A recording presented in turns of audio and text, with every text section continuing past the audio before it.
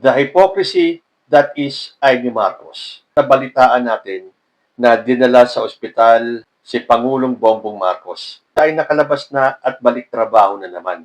So kumalat yung mga haka-haka na mayroong malubhang sakit ang ating presidente. Ngunit ang kanya pong sakit, diverticulitis yata yon, ay hindi naman po life-threatening tulad ng pinapakalat ng iba. Nadadaan po yan sa pahinga, sa antibiotics, and I think sa diet din. So wala pong cause for alarm na pinapaikot ng iba, lalo na ng mga DDS. So marami po, lalo na siyempre yung mga taga-suporta ni President Bongbong Marcos ang nag-alala at nagpadala ng kanilang mensahe ng pagmamahal at suporta. Kanina, meron akong isang taong hindi ko inaasahan na magpapadala ng isang mensahe sa ating presidente. Isang tao na kumalas na. In fact, ang term dyan is tinraidor na ang kanyang kapatid. Alam niyo naman na kung sino yan. Si Amy Marcos po.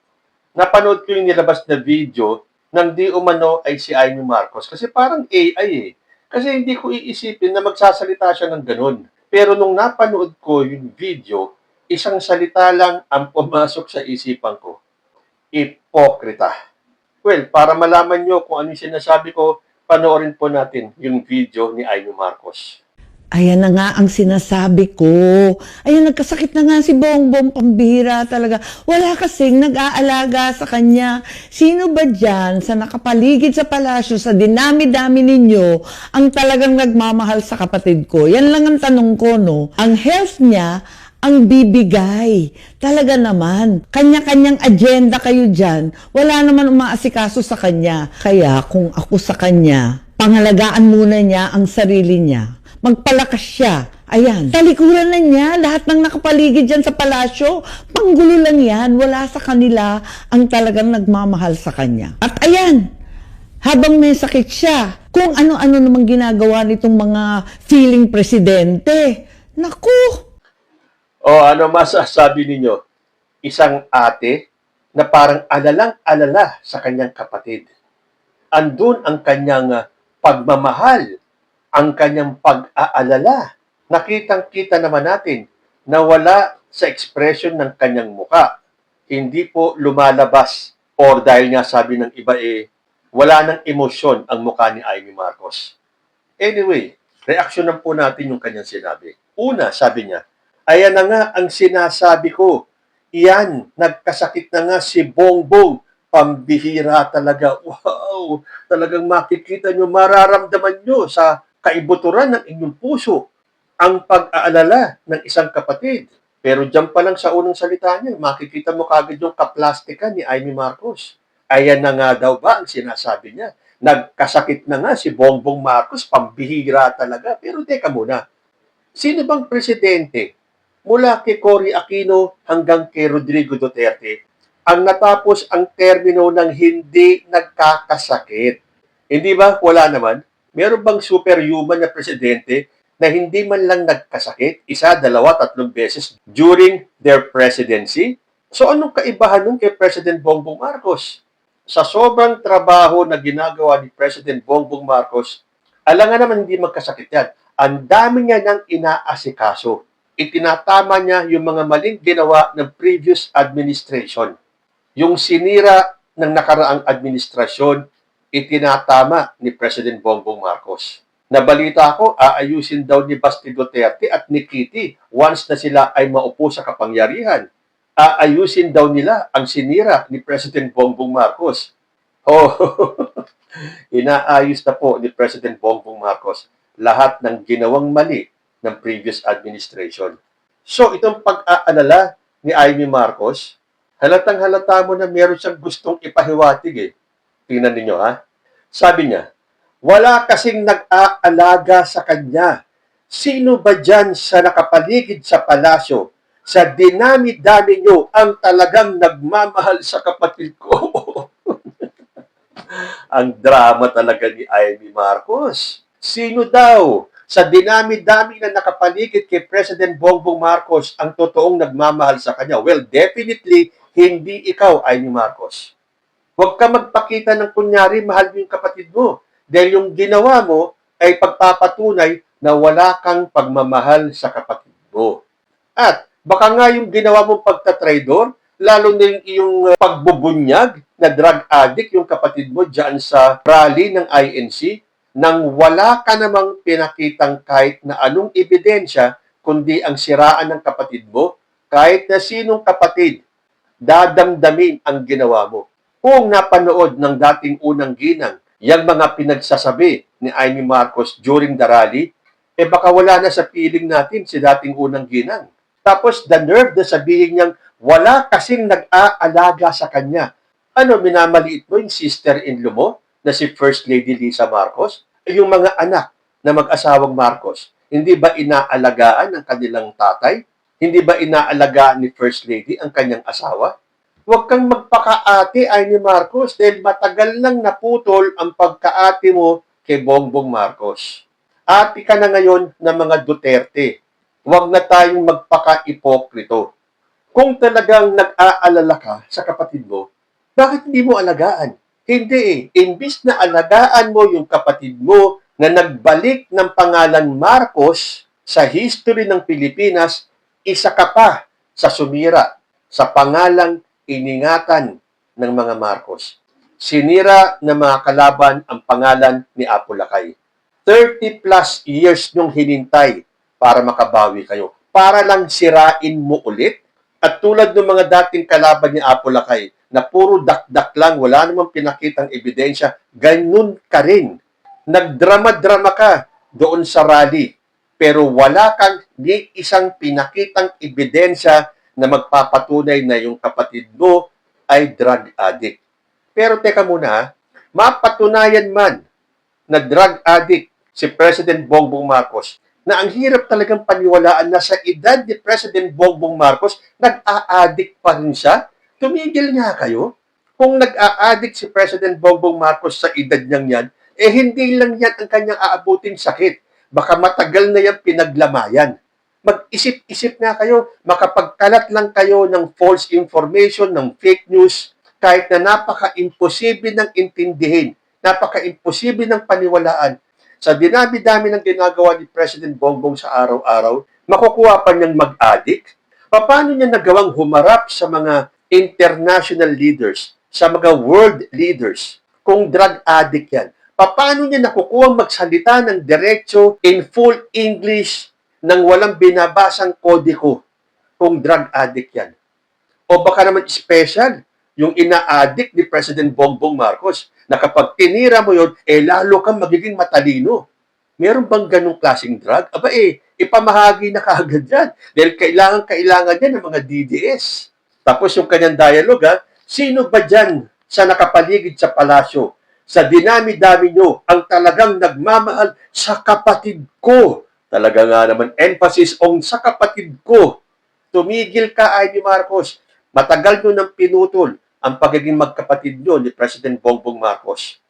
At yung nail on the coffin, yung siniraan mo ang kapatid mo nang wala kang isang pinakitang ebidensya during the rally, yun ang talagang nagputol ng ugnayan ninyong dalawa. Or baka sa buong pamilya nyo. Dahil tulad nga na sinabi ko baka itinakbil ka na ni dating First Lady Imelda Marcos sa inasal mo nung gabing yun. Tapos magtatanong ka na kung sino ba talaga ang nagmamahal sa kapatid mo? Anong ginagawa ng asawa? Anong ginagawa ng mga anak? Wala lang lahat talaga? Sa lahat ng nakapaligid sa palasyo, walang nagmamahal, walang nag-aalaga kay President Bongbong Marcos? Come on, Amy. Makapag-mind condition ka lang talaga ng mga DDS. Oo, kasi mga DDS lang naman ang maniniwala sa'yo Sa mga totoong loyalista, hindi maniniwala sa'yo. Na kunwari concerned ka sa kapatid mo. Tapos sasabihin niya, yan lang daw ang tanong niya. Sino sa mga nakapaligid sa palasyo, sa dinami-dami ninyo dyan sa palasyo, sino ang totoong nagmamahal sa kapatid ko? Alisin mo yung salitang kapatid ko, hindi bagay sa iyo, Amy. Sabihin mo na lang, sino sa inyo, sa dinami-dami nyo, ang nagmamahal at nag-aalaga kay President Bongbong Marcos? Hindi ba tumitindig ang balahibo mo kapag sinasabi mong ang kapatid ko? Tuloy ko, ang sabi ni Ivy, ang health niya ang bibigay talaga naman. Kanya-kanyang agenda kayo dyan. Wala namang umaasikaso sa kanya. Aba, itulad niya ng sinabi ko, kahit na sinong presidente ang maupo dyan, talagang during their presidency, sa sobrang pagka-stressful ng pagiging presidente, talaga pong magkakasakit yan. Bibigay po yan. Eh sa dinami-dami na nga ng inaasikaso ni President Bongbong Marcos, isiniwalat pa niya yung anomalya at korupsyon sa DPWH na kung tutuusin, pinabayaan na lang niya sana tulad ng ginawa ng mga previous administration at lalo na kay Digong na inamin niya meron daw korupsyon sa kanyang administrasyon pero wala siyang ginawa. Samantalang itong si President Bongbong Marcos, yung kapatid mo, ang dami na ang ginagawa, isiniwalat pa ang korupsyon. Tapos, ang ginagawa nyo pa, binabaliktad nyo ang istorya at gusto nyong i-pinpoint at idagan lahat kay Bongbong Marcos na siya ang ulo ng korupsyon. The height of kaplastikan, para sa akin lang po ewan ko sa inyo, after hearing the video, talagang para sa akin, the height po of kaplastikan na kunwari i-concern siya kay President Bongbong Marcos. Pero sabi ko nga sa inyo may agenda yan. Meron something behind dun sa kanyang concern ko, no? Dahil sabi niya, kaya kung ako sa kanya, pangalagaan niya muna ang sarili niya. Magpalakas siya. Ayan. So, andun pa rin yung concern. Diyan naman talaga tayo Pag yung taong malalapit sa atin, pamilya, kaibigan, at nagkasakit, sasabihin natin, hinay-hinay muna, bawasan ng trabaho, alagaan mo muna ang sarili mo, unahin mo yung sarili mo. Pero para kay President Bongbong Marcos, hindi niya pwedeng unahin yung sarili niya. Sa dami ng problemang inaasikaso ni President Bongbong Marcos, dumagdag pa ang mga Duterte, dumagdag pa ang kapatid daw na si Amy Marcos. Sino ba naman ang hindi mai-stress? Sino ang hindi susuko ang katawan? Imbis na tulungan siya, ito na nga, may isang presidente nagsiwalat ng korupsyon. Magtulong-tulong tayo. Kung hindi na kaya ng previous administrations ang korupsyon, subukan natin. Ginawa na ni President Bongbong Marcos yung first move, ang isiwalat ang korupsyon. Hindi ba dapat tumulong kayo? Hindi Porke kayo ang tatamaan sa mga pagbubulgar ni President Bongbong Marcos, pilit niyong iniikot. You turn the table para magmukhang si President Bongbong Marcos ang mastermind. Hindi na po uubra yan. Kitang-kita po ng taong bayan. Saan ka nakakita ng isang tao na isisiwalat ang korupsyon, tapos siya pala ang mastermind? Mag-isip-isip nga kayo. Kami nga mga ordinaryong mamamayan. Alam namin na ang ginagawa ninyo ay para isalba ang sarili ninyo. Dahil kapag nagpatuloy itong investigasyon sa korupsyon, ang daming tatamaan sa mga kaalyado ninyo. At pagkatapos ng concern sa kanyang kapatid, naunahin niya ang sarili niya, magpalakas siya. Ito ang totoong laman ng mensahe ni Amy Marcos. Talikuran na niya lahat ng nakapaligid dyan sa palasyo. Panggulo lang yan. Wala sa kanila ang talagang nagmamahal sa kanya. O, kita ninyo? Anong gusto mangyari ni Amy Marcos? Talikuran daw ni President Bongbong Marcos lahat na nakapaligid sa kanya sa palasyo. Dahil ang gustong palabasin ni Amy Marcos, sumama si Bongbong Marcos sa side nila. Dahil doon, maaalagaan si Bongbong Marcos. So, talikuran na ni Bongbong Marcos lahat na nakapaligid sa kanya ngayon.